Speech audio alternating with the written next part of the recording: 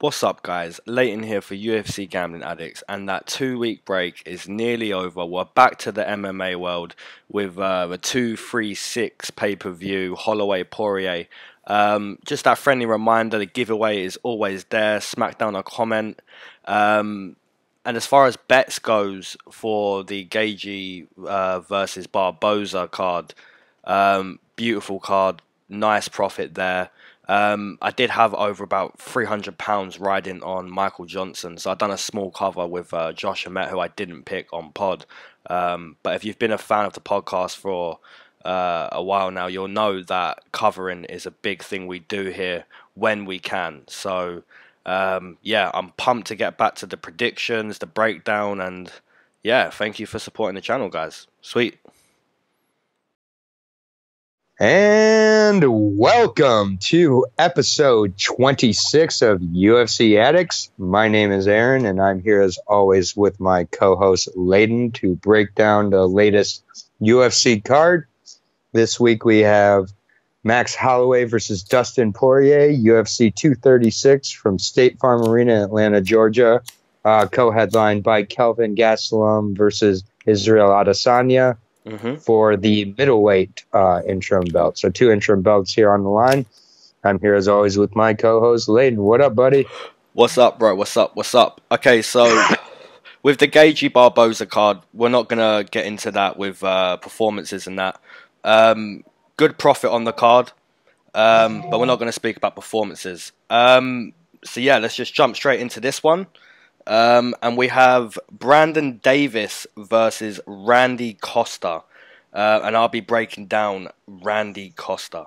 Okay, so this guy comes into this fight making his debut in the UFC. He's 4-0 as a pro. All 4 of those fights coming over a period of 7 months. All first round finishes. But I will say his opponent's records: 0-4, 0-0. 5-9, 0-1. So credit to the guy for, you know, having a good start to his pro career, getting it done first round, taking names over the period of 7 months.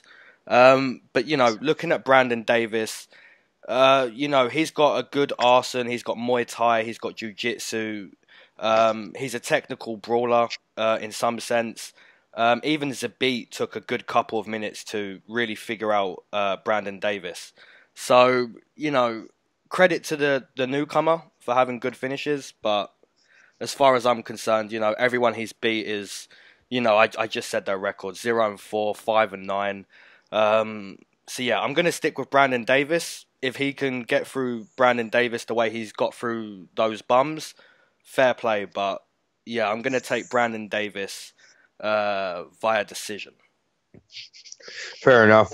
Just noted, I believe Costa is stepping into this fight on pretty short notice, so people should just note of that. And I was just before I get into the breakdown on Davis, I did watch a little interview with this guy James Lynch, who interviews everybody. I don't know if you ever come across his interviews or breakdowns, but shout out to James Lynch. I think he does a great job of talking to some of these fighters way ahead of time. I mean, and that Costa guy was an example where Costa had said his intention was by the summer to get onto the Contender Series and then win his fight to get into through there. So he was intending taking at least a few more fights. But credit to where credit's due. You know, at 35 to have those kind of knockouts with those head kicks kind of reminds me a little bit of Sabina, but on the men's side. So from last week or 2 weeks ago. But we didn't have any refs with pink. Well, no, that wasn't Sabina's fight though. That was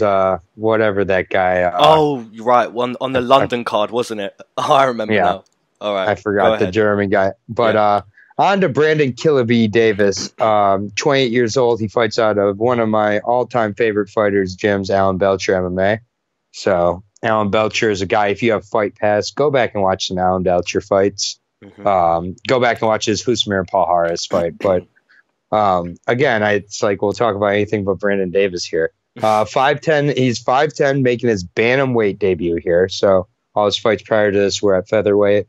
He's 1-3 in the UFC with his only win coming over Steven Peterson. And that was on Dan White's Contender Series. So oh wait, actually, Steven Peterson's win was in the Octagon. They both fought in Dan White's Contender Series, and then in the Contender Series, he beat Austin Arnett actually by a dominant decision. So another big fan favorite of ours, Austin Arnett. So basically, Brandon Davies, he's had a little bit of a tough run, a little bit of his own doing, like stepping into fights with Zabit. But his other two losses came to Barzola, who you were a little bit more of a fan of than I was, but not a bad guy at all, and Kyle Bochniak, which was another close fight. But now he's cutting to 135, so basically that's the big question here on his side. And he's fighting a guy who's finished all 4 of his fights in under 90 seconds. Mm-hmm. And he was supposed to have another fight on April 6th against a guy probably nowhere close to Brandon Davis's experience level, I would assume. So we don't really know what we have in Costa here. I've got to go with a little more of the known commodity in Davis. I don't recall how you had him finishing, but decision. I'm gonna have it going to a decision, but I'd really like to see him push for possibly a submission finish, maybe, or something just to push the game of Costa here. But I'm gonna have to go with Davis here, and I'll take him by decision. I won't put a ton on it in case this Costa guy is legit and he's just a victim of lack of competitions so far. But fair play. Davis is the favorite, minus 160, plus 140 for Costa. Seems legit. Yeah, Costa opened as the favorite, if that means anything to anybody. Slight favorite at minus 125. So looks it's like shifted. It's shifted just slightly, but we'll see how Davis looks. That's just one I wouldn't be betting on until I see the weigh-ins, just to make sure with Davis. But with the cut, fair play. But yeah, Costa, really looks like he can kick hard from. All 4 of his fights did not take long to watch, and they were all on TV, but they're all on YouTube. Sorry, Anyways, let's move on to the next fight at 125. Correct? Yes, correct.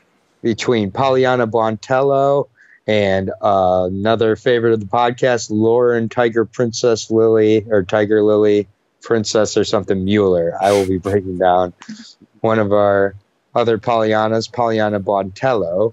She is 7-2 with 60 KOs, 2-1 in the UFC, coming off a first round sub loss against Cynthia Calvillo, where she was exposed on the ground, and then she also does have a 33-second TKO from kicks to the body and punches. So she's definitely has impressive striking. Showed decent wrestling in her debut against Pro Gonzalez, who's no longer in the UFC. But I think this is a really good matchup of a striker and a grappler a little bit. And I think that Polyana will keep it on the feet and look to do what what she wants on the feet, I think, here, and maybe try out a little bit of her own ground game. I think she's going to be able to do what she wants, and I think she captures a second round TKO of Lauren Mueller. Nice. Lord. Nice. So okay. I'll take Polyana. Okay, so Lauren Mueller. Your breakdown was pretty spot on, by the way. I pretty much agree with all of that. She comes into this fight 1-1 inside the UFC, previously fighting on the Contender Series. So yeah, it's evident that Lauren Mueller does her best work up against the fence. She's looking to push you back with strikes, hold you against the fence, and just kind of wear on you. So yeah, I pretty much agree with you. If it's on the feet, Polyana's gonna, throw the body kick, the leg kicks, and just pretty much score from the outside. If she's on her bike. But if Lauren Mueller closes the distance and grapples with her and wears on her, then it could be her fight. So it's literally, either girl could win this fight, in my opinion. Lauren Mueller's going to be much stronger, I believe, because like you said with Pearl Gonzalez and Botelho, Pearl Gonzalez held Polyana against the fence for like 7 or 8 minutes. Didn't do anything with it, but she held her there for like 7 or 8 minutes. So if Lauren Mueller gets a hold of her against the fence, it could become interesting. So really, either girl could win. If Polyana stays on her bike and scores on the outside, she wins. If Lauren Mueller keeps closing the distance and gets that control time up against the fence and actually works, then it could go her way. So it's not exactly a banker, this one. I wouldn't put too much on it. But I'm going to agree with your pick. I'm going to take Polyana via decision. Okay. So Polyana is the minus 160 favorite, so pretty similar to Brandon Davis here. A little less of a favorite than Brandon Davis, but plus 130 for Lauren Mueller. That seems fine to me. Okay, so going into the next one, we have Montel Quick Jackson versus Andre Soukhamthath, the Asian sensation. Yes. And if you're offended by our pronunciation of his last name, his nickname of his own choosing is Asian Sensation. So we're going to assume he has a sense of humor. So we're going to call him Soccer Mom. Soccer Camp, if you want to call him that. Soccer Mom. That's hilarious. Okay, so Montel Jackson comes into this fight 1-1 inside the UFC, losing his debut to Ricky Simone, and then hurting Brian Kelleher on the feet and putting him in a Dar stroke. So really impressive second performance from Montel Jackson. I believe he also fought on the Contender Series. And I did find out, I didn't know this with the debut against Ricky Simone. I should have known this, but Montel Jackson was training for the Olympics in wrestling the summer that the Olympics dropped wrestling as a sport. So, yeah, that just shows you how good of a wrestler Ricky Simone is. And then that makes complete sense as to how he was just dumping Ronnie Yaya every time he wanted to dump him. So, knowing Montel Jackson and his credentials in wrestling and seeing what Ricky Simone done just makes me so much more excited to see Ricky Simone. And I know Ricky Simone isn't on this card, but I like that guy. You have made me become a fan of that guy. You're welcome. So yeah, how does this fight go down? I believe Montel Jackson is going to have the height and reach advantage. Soccer Mum likes to wait quite a bit. You know, obviously we've seen his IQ isn't there. You see a hopping O'Malley and, you know, what do you think? Oh, let's just go for a takedown. So, you know, the IQ isn't there. He waits a long time. I don't really know how he wins this fight. Maybe he clips Montel Jackson. Anything can happen, but, you know, Montel Jackson he's going to control the octagon. He's going to shoot when he wants to. He's going to stick a stiff jab out there and keep Soccer Mum on the end of it. So yeah, I'm pretty confident in taking Montel Jackson. I actually took Brian Kelleher against Montel Jackson, and I took Montel Jackson against Ricky Simone. So I'm 0 for 2 in Jackson fights, and I'm pretty confident that he's going to come in. So I'm actually going to take a submission in round number 2 for Montel Jackson. Okay. All right, I will be breaking down Andre Soukhamthath, 30 years old now. He's 13-6 overall, 8 TKOs, 3 submissions.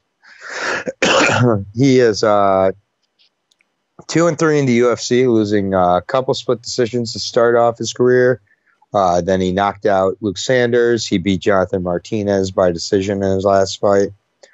And he obviously had the fight against O'Malley, where he had the fight basically up for grabs and decided to take him down and take him off his feet and give him a little bit of a break, and got him into lost the decision. So I think this is a really close matchup. I think both guys are going to be looking to mix up at times in this fight. I think that Soccer Mom is going to have to look to be a little more aggressive on his feet if he wants to win a decision, and I think Montel is just going to be a little too sharp for him and just edge him out. And I'm going to take Montel as well, but I'm going to take a decision for Montel, but I'm fairly confident he wins it.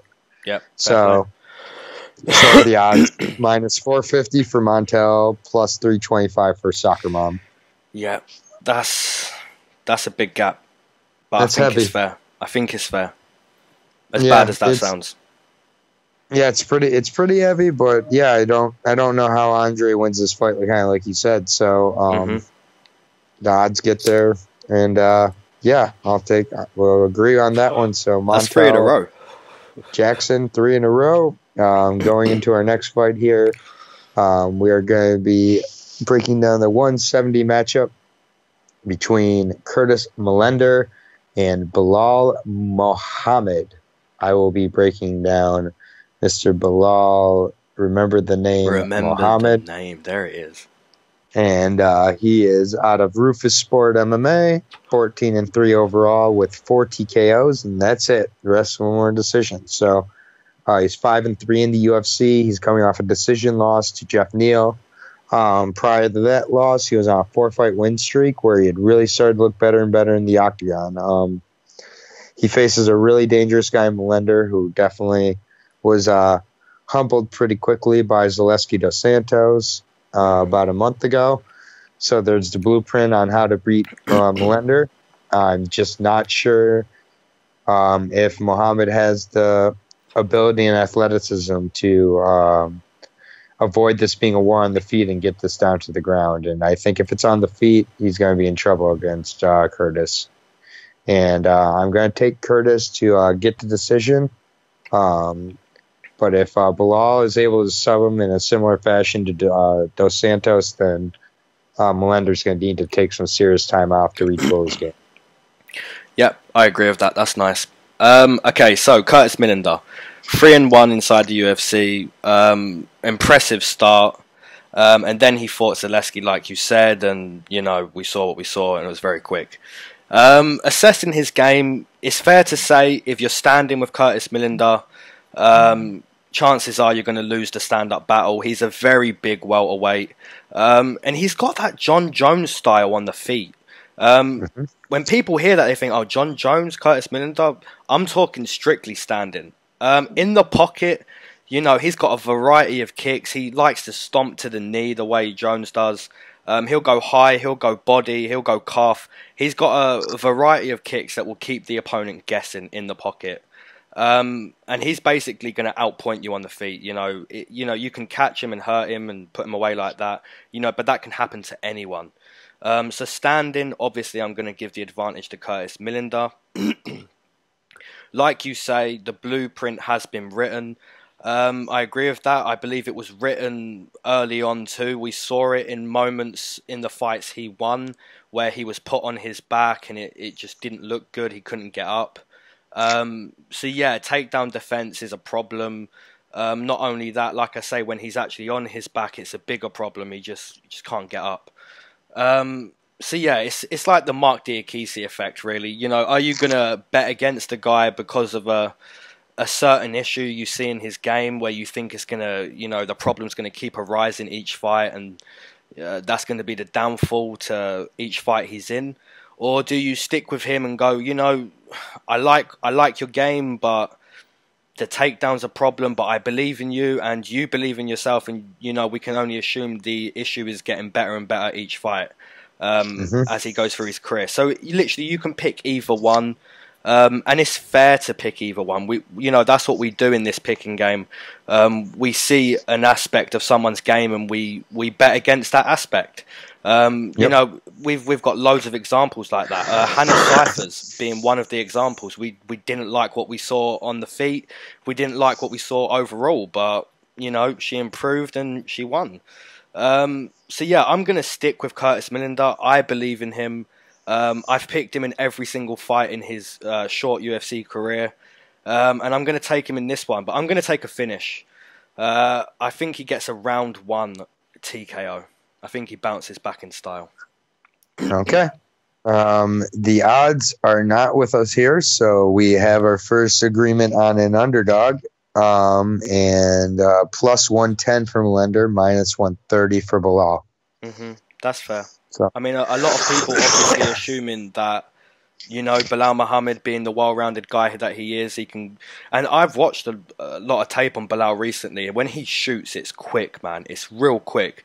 Even against Jeff Neal, which is like a slow version of Curtis Millender with better boxing and hasn't got the leg kicks Curtis has. Jeff Neal done well to stuff those takedowns, but Bilal shoots real quick, so... you know, it goes either way, and obviously the betting line's choosing Bilal to take him down and do a job that Zaleski done, and that's fair enough, but I'm happy we agree on an underdog, man. I'm happy with that. Yeah. Yeah, so we're 4 for 4 in agreements right now. You want to listen to the next fight? Yes, the next fight, what do we have here? We have, okay, this is the start of the actual prelims. We have Boston Salmon versus Khalid Taha, and I'll be breaking down Taha. He comes into this fight 0-1 in the UFC. I was actually at his debut, which was in Germany last year. He fought Nad Namani, who's an Englishman. I was over there supporting the English. Fair play to Nad. So yeah, Taha basically lost that fight due to wrestling. He was taken down. Nad basically had his way. But I noticed Nad didn't want to stand at all with this guy. When this guy throws, he throws heavy. Yeah, he just looks like a power puncher, a well-rounded guy who's training out of Germany, a decent camp there, I forgot the name, but a decent camp in Germany. So yeah, this is a strange fight because I don't know too much about Boston, but what I do know, he's been training in boxing since 11th grade. So like 16 years or something like that, he's been boxing. And when you watch his Contender Series fights and a couple more fights, you can really see that. You can see the technique in his boxing. So, you know, this is really a pick'em for me because Taha seems quite well-rounded. But Boston has that technique with boxing. But, you know, this ain't boxing, this is MMA. It's a tough pick. I don't really know how to break this one down too much. But I'm going to stick with Boston. I like that he's been boxing for over half his life, and I think that could be the difference here. So I'm going to pick technique here. I'm going to take Boston Salmon to win a decision. Okay. I will be breaking down Boston Boom Boom Salmon. He's 28 years old now, out of Extreme Couture. He is 6-1 with 4 TKOs. Fun fact, he is the winner of on the very first episode of Dana White's Contender Series back in 2017, July of 2017, and that was his last fight, actually. He had some sort of knee injury that took about 2 years from the fully rehab. In that fight, which was nearly 2 years ago now, he defended takedowns well, looked to counter a lot of the kicks of his opponent, and used that world-class boxing you mentioned. From what I saw, he's been boxing since he was about 6 or so definitely has the hands, training at Extreme Couture. I'm sure they're training wrestling there. And I think that wrestling was shown to be the weakness of Khalid in his debut. And you saw Nads use his stand-up much more in his past fights. So maybe Taha doesn't exactly have the wrestling to match up with his stand-up.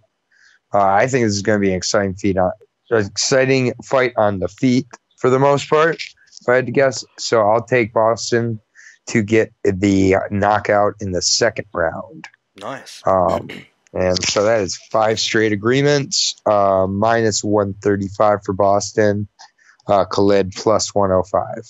Yeah, that's pretty close. It seems about right. You know, 2 years out, Khalid, you know, didn't look the worst in his debut, didn't look exactly great. Yeah, that's a fun fight. I agree with you. Okay, so moving on to Max Griffin versus, how do we say this? Jalin Imadaev? Sounds great. Yeah, we'll go with Jalin. I'll be breaking down the newcomer. Okay, so Jalin is on the prelims. Sorry. Okay, so comes into this fight 8-0 as a pro. He'll be making his debut, just like Boston in the UFC, and just like a few other people. He hasn't fought the best competition, but you know, most people entering the UFC haven't. You know, some people have, like Nathaniel Wood and some other guys, but the majority of newcomers haven't fought the best competition, obviously.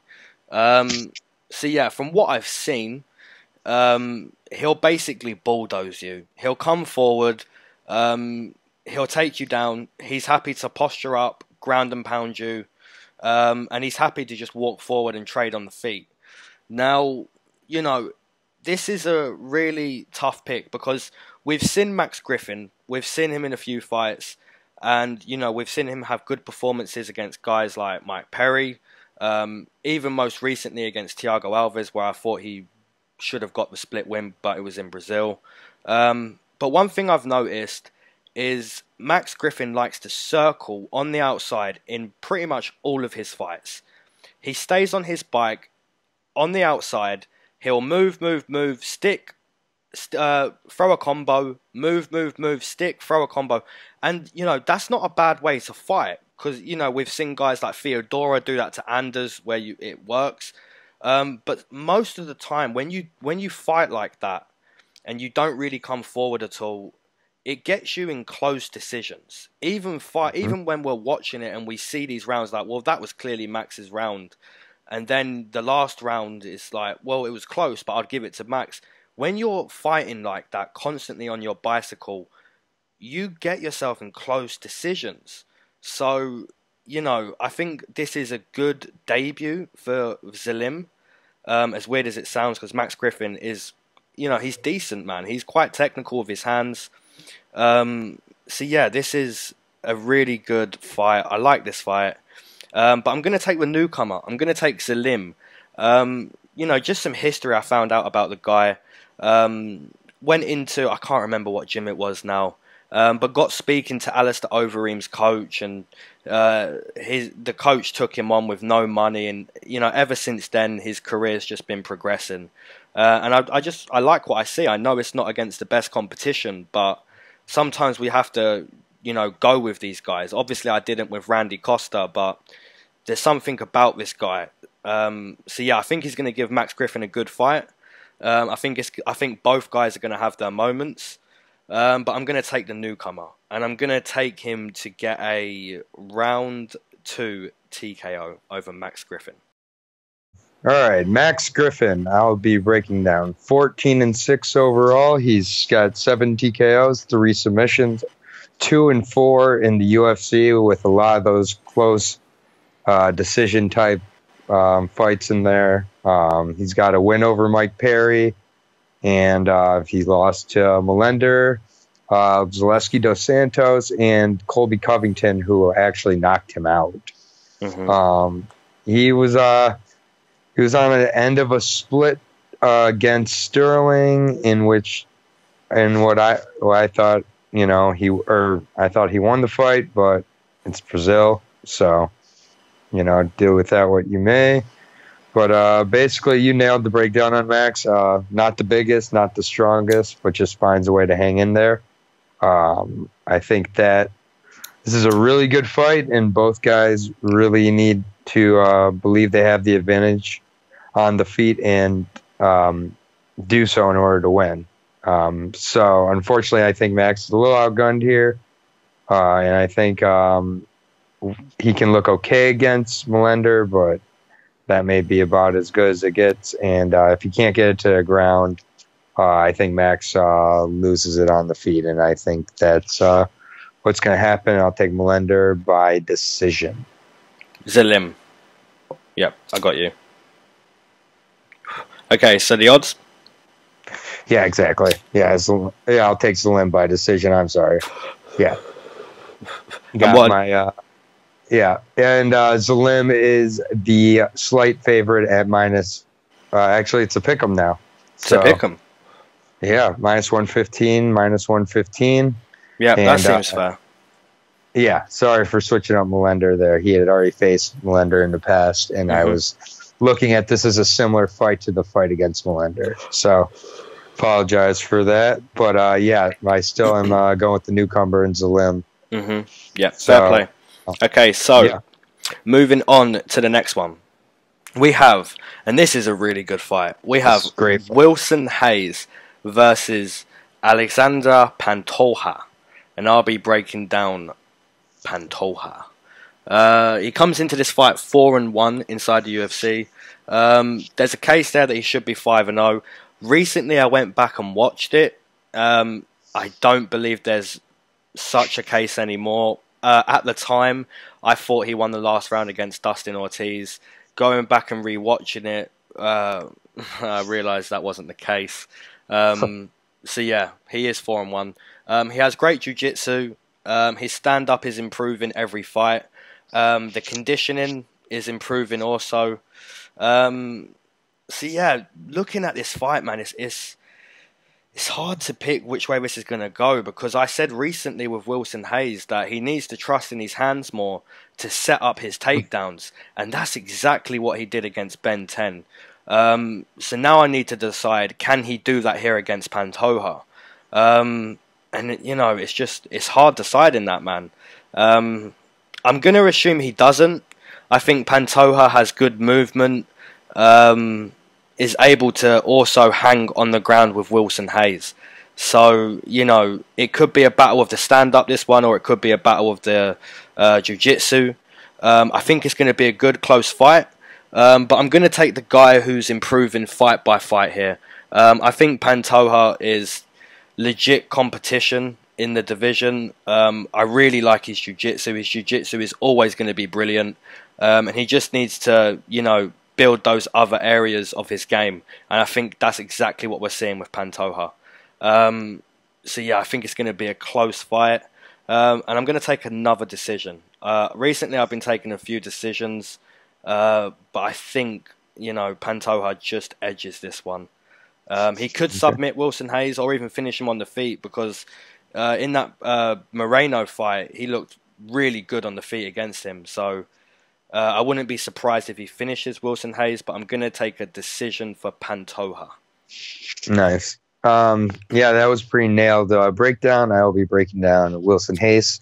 Now 34 years old, so that's getting up there for this 125 division. That kind of relies a lot on the speed and whatnot, and reaction timing a little more than higher up. But he's 23-9 with 10 submissions, 7-5 in the UFC, coming off a great decision win against Ben Nguyen, where she said his stand-up looked way better. And it's a real threat to pair with his grappling abilities, which is definitely scary. He really has gone through some struggles at times, Hayes, and give him credit for sticking in there. And I just wonder if kind of Pantoja and Hayes are kind of crossing a path in their careers here. One's constantly improving really on the up and up. I'm wondering if Hayes has started to hit that plateau or possible decline in his career.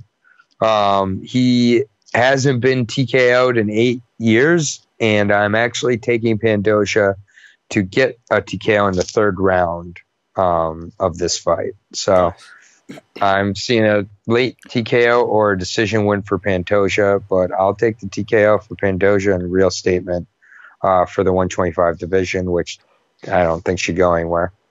Yeah, I agree with that. And minus 165 is the favorite, and that is for Pantoja. Wilson Hayes coming back at plus 135. Nice. Yeah, it seems about right. I have seen the line throughout the week because of the break period. I've had to look at the odds a couple of times. But Wilson Hayes, man, he's been like plus 170, then down to like plus 120, and he's just been bouncing up and down all week. So that's pretty crazy. You know, Wilson Hayes could pull this off. And it's like you say, it's a great fight, man. Really good fight. Yeah, it's a really good fight. Yeah, we've agreed on all 6, I believe, so far, but it doesn't change that these are some really close, good fights. I'm not sure how much I'll be betting on Pantoja, but it won't be a ton because Hayes is not going to be an easy fight. For sure. But we're moving on to the next fight here at 155, and I'm excited about this one. I think this could be a fight of the night. This is going to be good. Contender between Jalin Turner and Matt Steamroller Frevola. I'll be breaking down the tarantula Jalin Turner, who is 24 years old now, fighting out of Adrenaline Combat Sports camp. Not really sure about that camp. He's 8-4 overall with 7 TKOs and a submission win. 3 of his 4 losses have come by TKO, including his fight against Vicente Luque on short notice where he was starched, but He came back from that fight to get his first win, and he looked much better in that fight. He's not, as I said, 1-1. He's going to be the taller fighter, like in most of his fights at 155. But I think he'll also be significantly weaker fighter in this fight. I think he'll have to keep Frevola on the end of his punches, use kicks, use teeps to keep him on the outside. And I see this being a frenetic one-round back-and-forth fight. I think we may see if Jalin Turner is a real threat at 155 after this one or not. And I'm very confident in him here. I think he puts on a show, and he's going to really put himself on the map at 24 with a win over Frevola. I think he stops him. I am a fan of the taller fighters, so take that as you may. I think this is going to be a great fight while it lasts, and I think if we see Frevola use his wrestling a little more in this fight and push him up against the fence, we may see a submission or a decision out of Frevola, though. So it could come down to what kind of fight Frevola fights, and I'm assuming he's going to look to stand with Jalin for as long as it lasts, which is going to be a first-round TKO by Turner if that happens. Nice. Okay. So, Matt Frevola comes into this fight 0-1 inside the UFC with a draw also to Lando Venata. Also fighting on the Contender Series, so fair play. So yeah, if you've seen a Matt Frevola fight, you pretty much know how this one's going to go, and it's basically what you said. You pretty much nailed it. Matt Frevola's going to walk forward. He's going to try hurt you. If he doesn't hurt you, chances are you're going to hurt him. And that's what we saw back and forth for the whole time against Lando Venata. That's what we nearly saw against Polo Reyes, but what we saw in that fight was Polo Reyes didn't get hurt, Matt Frevola got hurt. So someone's going to get hurt here. I think it's going to be quick. I think it's going to be back and forth like you said. So yeah, Jalin Turner's going to be taller, longer. It's really his fight to lose, in a way. But yeah, I pretty much think Matt Frevola is going to close the distance. He's going to trade with Jalin Turner in the phone booth, if you want. I think both guys are going to get hurt. But I do think what you said about the Matt Frevola closing the distance and grappling against the fence and clinching and looking to bully Jalin Turner is also a possibility. So yeah. I think they're going to trade, like you said, but I think Matt Frevola is also going to find himself getting a body lock on Jalin Turner and eventually taking him down in round one, I'm going to assume. So you're going to assume Matt Frevola is going to stand the whole time pretty much.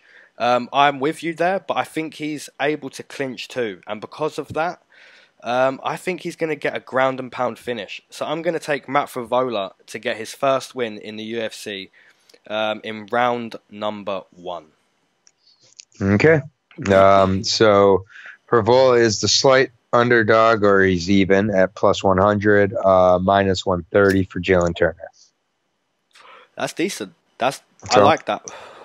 I took a look a couple days ago, and he was like a plus 120, 125. So yeah, more money going on Matt Frevola. And this is a really close fight. And you know, Jalin Turner having the advantage in height and reach, it's his fight to lose. But Matt Frevola just comes forward, man. You've got to appreciate him. So yeah, I'm happy to disagree on that one because that really goes either way. That's a legit disagreement. Sweet. Well, our first disagreement comes in the, I believe, 7th fight of the night, or 8th fight. And now we're on to the main card. So, go ahead and lead us off. Okay, so this is a rematch.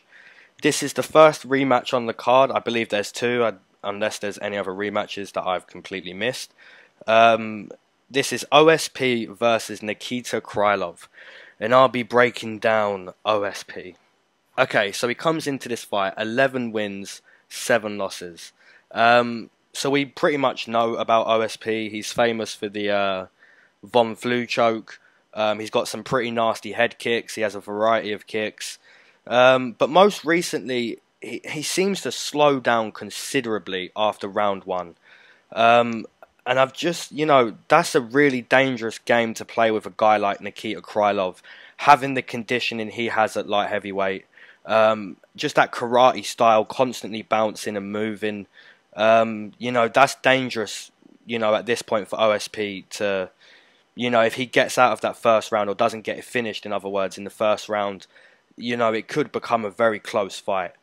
Having said that, OSP in this fight before took Nikita down. Von Flue choked him. So yeah, we could see a repeat of that. But there's something about Nikita Krylov, man. I didn't take him in his return fight against Jan Blachowicz. And ultimately it was the takedown, and Jan got the choke. And that's pretty much been the downfall for Krylov in his career, is getting taken down, and that's how he pretty much loses. So, there's a real possibility that OSP, he's a strong guy. If he gets a hold of you and takes you down, even against Tyson Pedro, he was getting beat up on the ground, and then he finds the submission.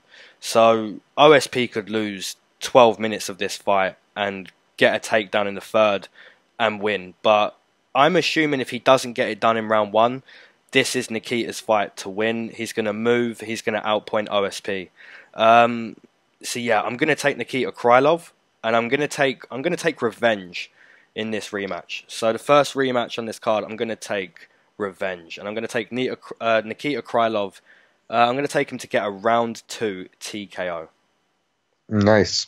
I will be breaking down Nikita the Miner Krylov, now 27 years of age, 24-6 overall, 10 TKOs and 14 subs in those 24 wins. So he's finished every single fight he's been in. He's also been finishing any fight he's lost. With 5 of those 6 losses coming by submission. This is his second stint in the UFC after going back to Russia and being a few decent guys. He hasn't competed since September of last year when he got arm triangled by Jan. He's a very exciting fighter. He can finish the fight anywhere, and he looks to take it pretty much anywhere. Also, he's definitely not conservative in any of his fighting style. He usually shines against the lower caliber fighters and has a problem to step up. His losses came to Jan, OSP, Misha Serkinov, and he even has a loss at heavyweight to Soa Paleli, who's another guy who's decent at heavyweight for a while. He's definitely a wild man, and I do agree with you. I think he gets revenge on OSP here, which OSP's definitely slowed down in his career as of late.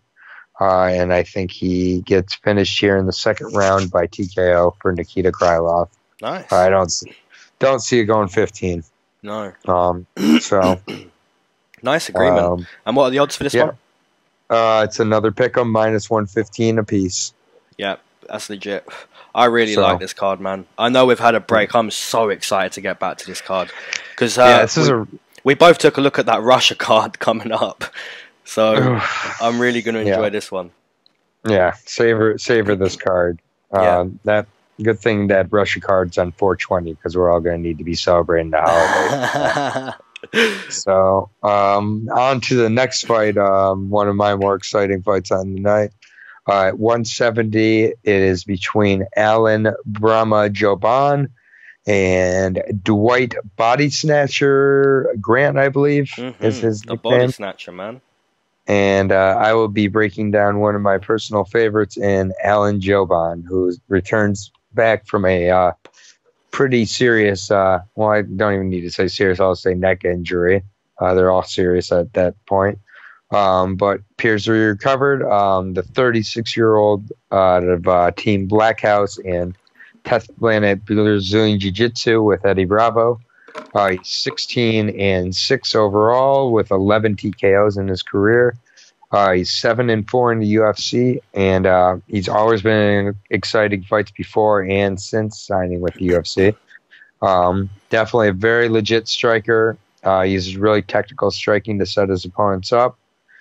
We saw that in the fight with his liver kick against Ben Saunders that put him down. Another fight that really put that on display for me was the Mike Perry fight. He gave Mike Perry his first loss.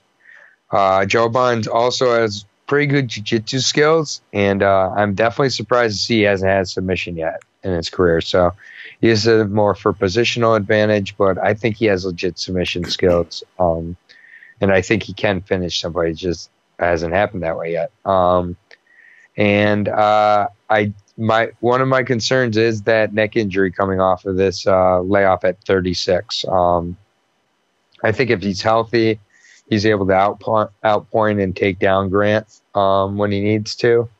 And I see him showing himself to be that type of fighter. And if he does, I think he could be back and start making a potential run towards contending again. But I just want to see Jouban use more of that BJJ here and get into a few less firefights as he gets further up in his career here. So I'm going to say he has enough skills here to maybe not get the finish, but I think he gets an impressive decision in his return fight here for Alan Jouban. Nice. I enjoyed that little breakdown. That was nice. Okay, so Dwight Grant comes into this fight, as we know, 1-1 inside the UFC. We've said it a few times. I'll say it again. There's a legit case. He should be 2-0. I know you agree with me. I know pretty much 90% of people listening to this agree with me. How he got that split loss to Zach Otto, I don't know. I actually went back and watched that fight recently. Just to let everyone know, Zach Otto actually landed one strike in round number 2, and two judges gave him that round. Gave him that round because they definitely didn't give him round 1. So they gave him one strike Otto round 2. So that's all I'm going to say there. Dwight Grant is 2-0 in the UFC. So yeah, this is a decent fight. What we've seen from Dwight Grant though is hesitation. He mainly takes the back foot in the fight. He'll stay on the outside and just look to counter you, look for that right shot. Very, very hesitant fighter. I feel if he's going to win this fight, he's going to have to be the aggressor. Having said that, looking at his last fight, he was on the outside and he got that one shot. That's all he needed. He could look for that here. And with the surgery, like you said, if Alan Jouban takes that shot, it could be lights out for Alan Jouban. But yeah, I'm going to assume that shot doesn't come, and I'm going to assume Dwight Grant has to be the aggressor. Now, fighting a way that you don't particularly want to fight is easier said than done. If Mark Diakisi could stop those takedowns 3 fights prior to Joe Duffy, he would have. So, it's something you have to work on, and maybe taking a loss or 2 in the way you fight, it teaches you. So, in my opinion, he has to be the aggressor against Alan Jouban. I think if he's not the aggressor, he's going to get leg kicked to a 30-27 loss. And I pretty much agree with your whole breakdown. I enjoyed what you said. The jiu-jitsu from 10th Planet with Eddie Bravo. And just, he's been fairly decent with a 7-4 record in the UFC. We're going to agree. And I'm going to take a decision for Alan Jouban. Okay, and it's a little closer than I expected. -120 for Alan, -110 for Dwight. So basically a pick 'em. Yeah, another pick 'em. We're getting some good odds on this card, man. Yeah, I'm feeling pretty confident in Alan.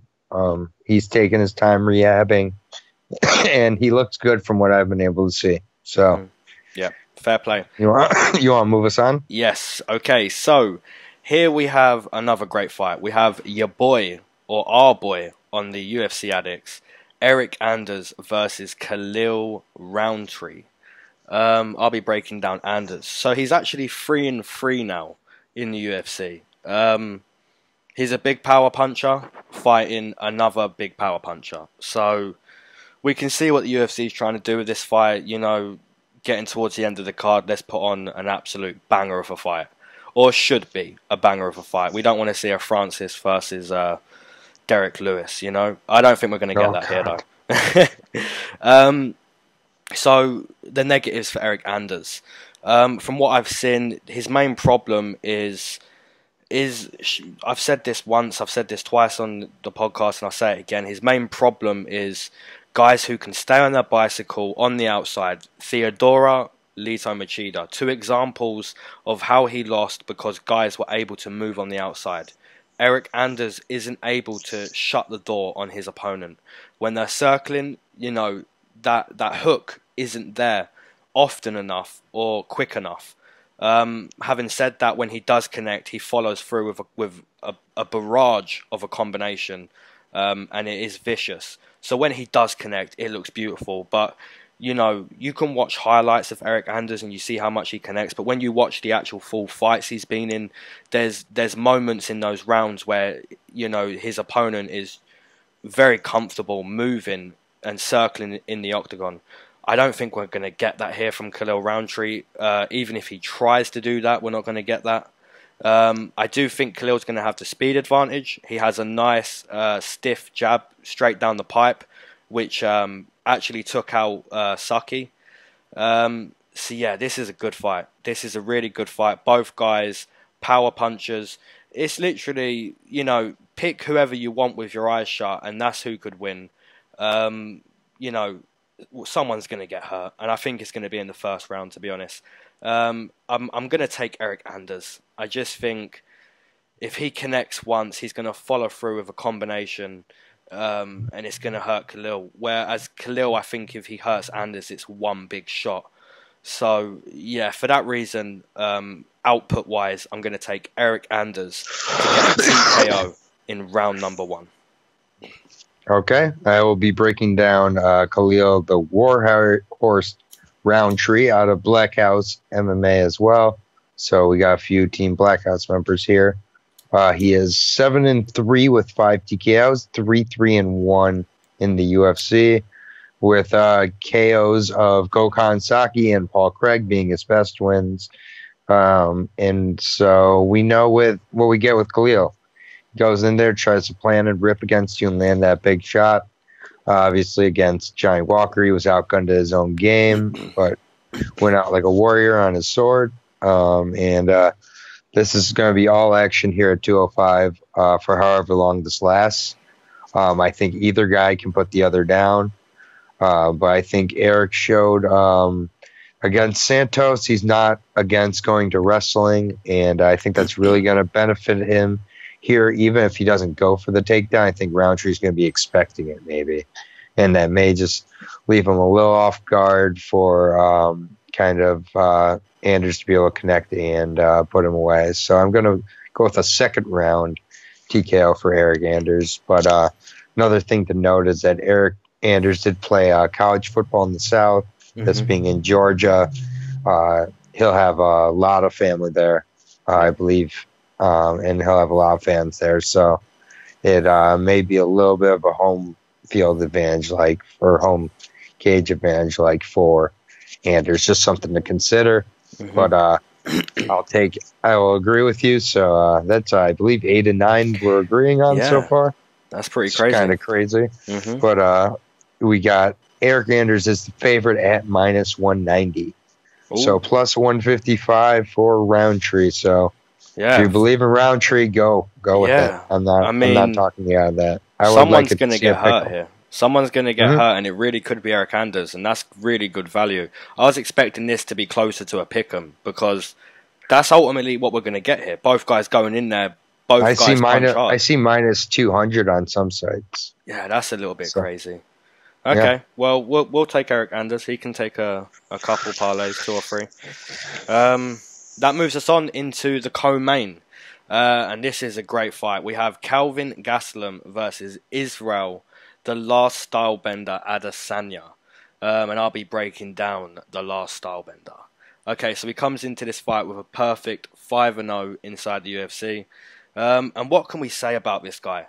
This guy has just shown us improvements every single fight. This guy, when you have that doubt of a fighter, this guy answers the question, and it happens every single fight. He answers the question.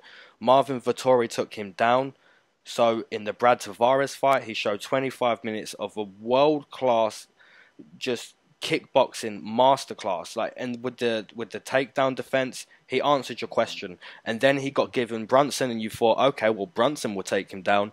I said he'll be just as good against Brunson, but he'll make a statement. He was just as good, and he made a statement. So yeah, this guy has literally shown us everything we need to know about him. Like, every fight, he's answering questions. And that's what you want in the betting game. When you're betting on guys, you want them to answer your questions. And Israel Adesanya does exactly that every single time we see him in the UFC. I said he'd have a chess match against Anderson Silva, maybe with a late finish. I was just off. It was a full chess match. He fights the fighter. He doesn't play your games. He's just shown us a pure discipline to, this is my fight, this is my game, and you're going to fight my game and the way I want to fight. He doesn't get into your games. So I'm expecting him to control the octagon, you know, land that low calf kick time and time again like he did to Anderson Silva, to say, you know, we're standing in front of each other with similar styles, but this is my game, and, you know, you're going to get caught by me. I'm not going to get caught by you. And that's exactly what he did when Anderson Silva backed up to the fence. He said, no, you come back to the middle, you're playing my game. And once again, I think he plays his game in this fight. I think his conditioning is perfect. He has a full arsenal of tools on the feet. So the question is, once again, which the question has been answered a couple times now, but it's still there. Kelvin Gastelum is well-rounded, and he could wrestle Adesanya the way he did Uriah Hall, I believe. Yep. So yeah, that's there. That's the main thing here. Kelvin Gastelum really could catch Adesanya as well. Most people aren't saying that, but he really could. So yeah, Kelvin Gastelum could win this fight, but at this point, how do you pick against Adesanya? So I'll be taking Adesanya for a masterclass kickboxing performance decision. All right, great breakdown there. I'll be breaking down Kelvin Gastelum, the 27-year-old. He's fighting King's MMA. He's only 5'9", so a little guy for the division, but packs plenty of power and speed. 15-3 overall with 6 TKOs and 4 submissions. He is 10-3 in his UFC career. He's the Ultimate Fighter winner, out wrestling Uriah Hall for that. He's beat Jacare, he's beat Tim Kennedy, and Michael Bisping since moving up to 185. And although he has got, you know, the power and speed to translate up, he obviously had a lot to work on after that loss to Weidman, where he was taken down and submitted. But MMA is all about matchups, of course, and I think this matchup with Adesanya is significantly harder for Kelvin than the matchup with Robert Whittaker would have been for him. So I think that he can always knock out anyone with one shot, and I believe that that shot he'll have to take in order to win this particular fight will be of the wrestling variety. I think if he tries to keep standing the whole time, trading leg kicks, trying to connect with those hooks, I think he will be lost in the matrix. And I'm just not sure how he solves this puzzle of Adesanya, because Adesanya's got legit takedown defense. He's able to get up. He's going to be ready for the takedowns. And I think Adesanya is a distance master. He just strikes where only he can hurt you and you can't hurt him. You can't put him where he doesn't want to be put.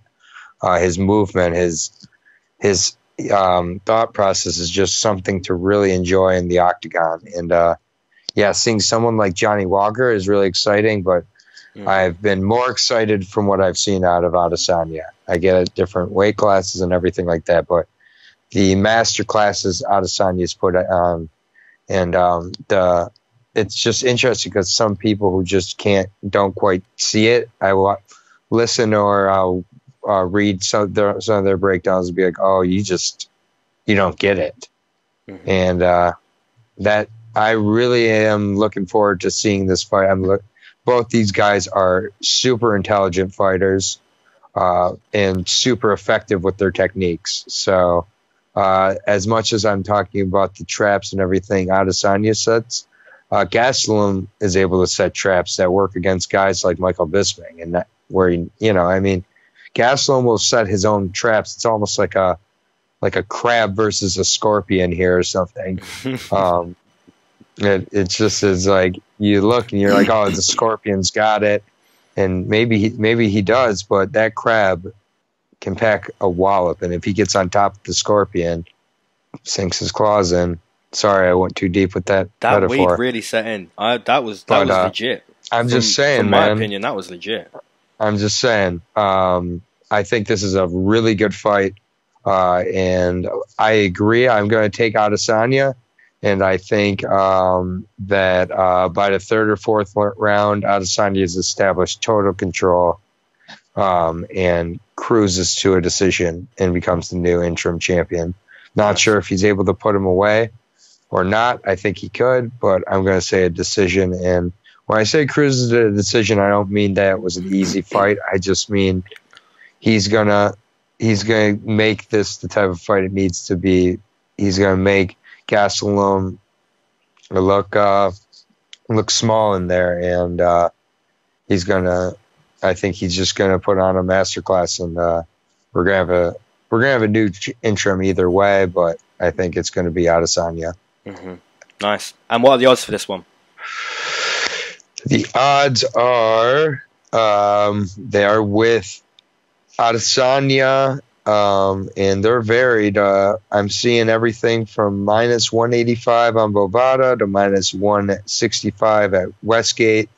So, yeah, I mean, he was like -2 earlier in the week, so a bit of money's gone on to Gastelum, but yeah, that seems okay for me. I mean, I'm picking Adesanya.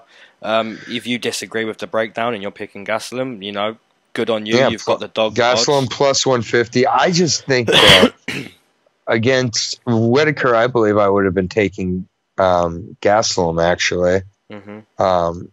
But here, this Adesanya fight is a tougher puzzle for Kelvin, I think, than it is for Adesanya.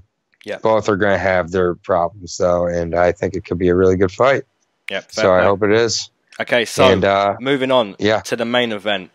Just before I go ahead with my breakdown of it, because I know everyone's waiting for your breakdown, I just want to speak about if you've been a listener of this channel for a few cards, you'd know there's some black magic going on. If you even take a read of the comments, there's black magic with Aaron's main event pick. Now, I just want to speak about this because I think the black magic has actually come to an end.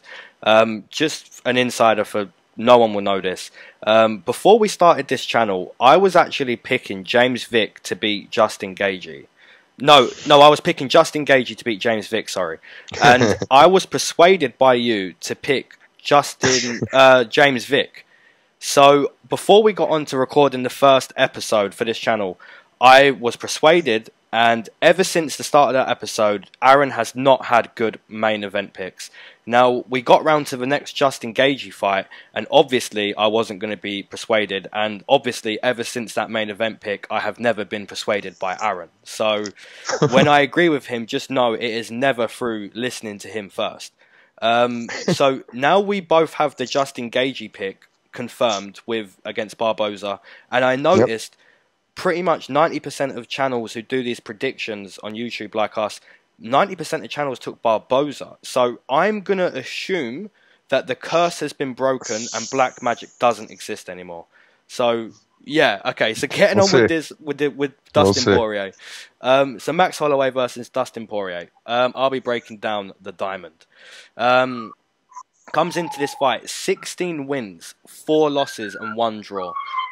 He should be 17 wins, 4 losses, because that was a bullshit thing that happened with Eddie Alvarez first time round. So yeah, lost to Conor McGregor, stepped up to lightweight. He's gone 8-1 since. He lost to Michael Johnson. So yeah, Dustin Poirier has looked great. So my opinion on how this main event goes down. Obviously, we know how great of a conditioning Max Holloway has. So, automatically, already I assume if it gets to the 3rd, 4th and 5th, we're going to see you know, we're going to assume Max Holloway set into his rhythm. He's got the timing, he's got the reads on Dustin Poirier, and now he's just, you know, doing what Max Holloway does when he gets to these later rounds. But for the first 2 rounds, I think Dustin Poirier has a legit chance. I really believe he does. Max Holloway has those long, skinny legs.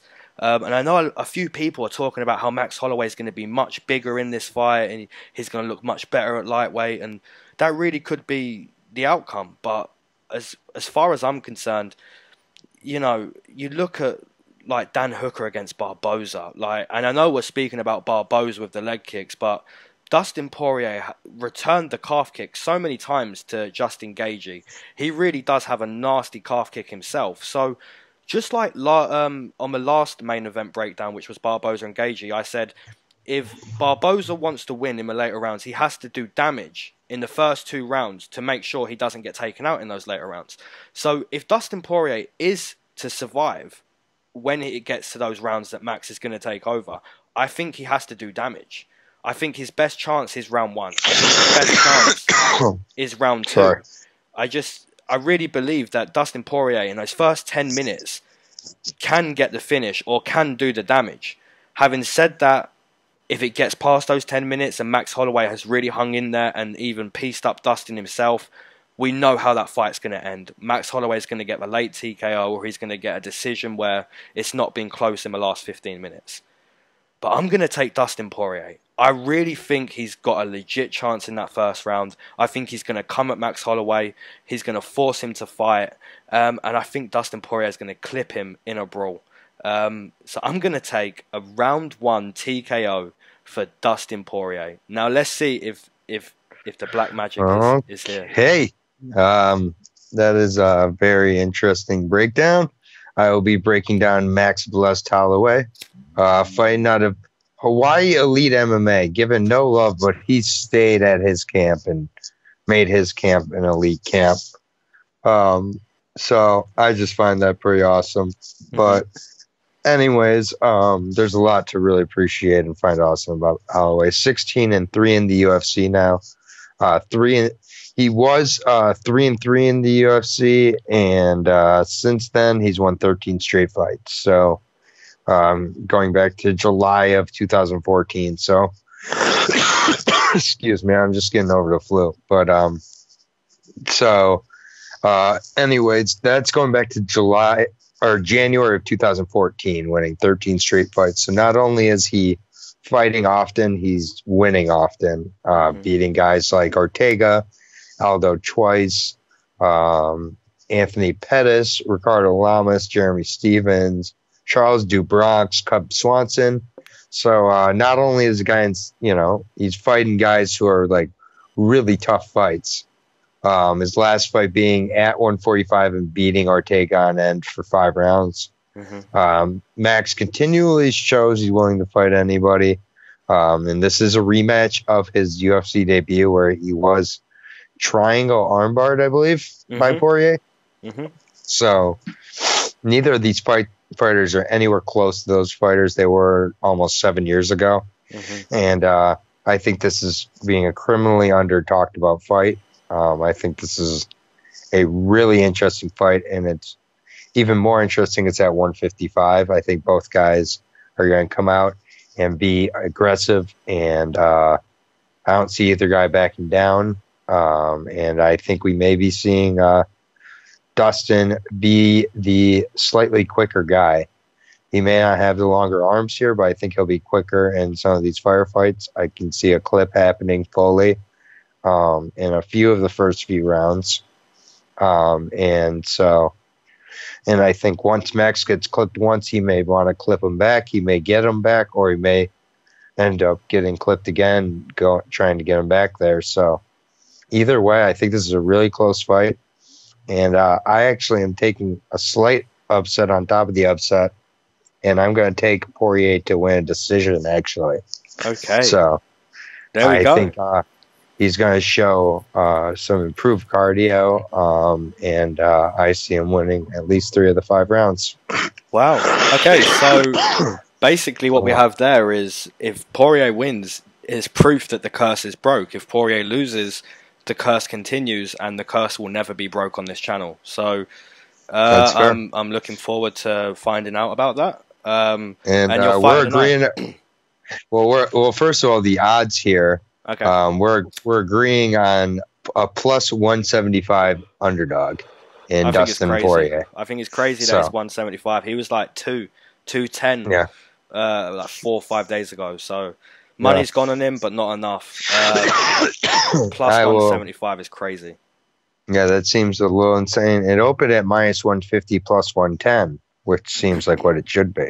Mm-hmm. Yeah. But Max Holloway is the hot hand right now, and but Poirier won the first fight. So that does play some factor, although they're very different fighters. But fight of the night, I think it's hard to not pick one of the top 2 fights. But if I was picking one of the not 2, I'll pick Jalin Turner, Matt Frevola, or even Anders and Rountree.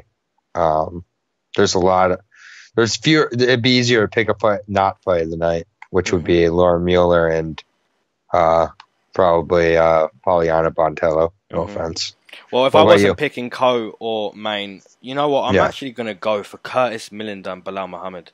I picked round 1 TKO, but that could be a bloodbath for 15 minutes. But if I was picking overall, I'd say the main event.